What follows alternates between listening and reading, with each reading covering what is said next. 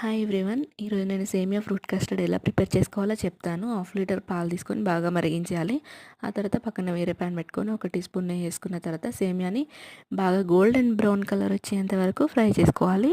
ఆ తర్వాత మరిగిన పాలల్లో ఇవి వేయించుకున్న సేమియాని అందులో వేసి బాగా మిక్స్ చేయండి. మిక్స్ చేసిన తర్వాత ఒక కప్పు షుగర్ తీసుకోవాలి. ఈ షుగర్ కూడా అందులో మిక్స్ చేయాలి, బాగా కలపండి.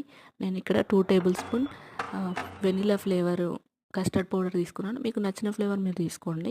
నెక్స్ట్ కొద్దిగా పాలు యాడ్ చేయాలి. ఇవి 2 బాగా మిక్స్ చేయాలి, బాగా మిక్స్ చేయండి. నెక్స్ట్ ఇలా ఈ కన్సిస్టెన్సీలో ఉండేంత వరకు కలిపిన తర్వాత సేమియా అనేది 90% ఉడికిన తర్వాత మాత్రమే ఇవి యాడ్ చేయాలి. యాడ్ చేసిన తర్వాత ఈ పాలు, సేమియా, కస్టర్డ్ పౌడర్ బాగా మిక్స్ అయ్యేలా బాగా మిక్స్ చేయాలి.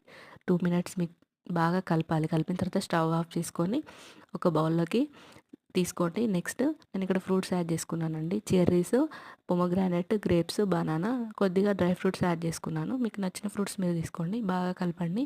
బాగా కలిపిన తర్వాత ఒక 2 అవర్స్ నేను ఫ్రిడ్జ్లో పెట్టాను. ఫ్రిడ్జ్లో పెట్టిని ఒక సర్వింగ్ బౌల్లోకి తీసుకుంటే చాలా టేస్టీగా ఉంటుందండి.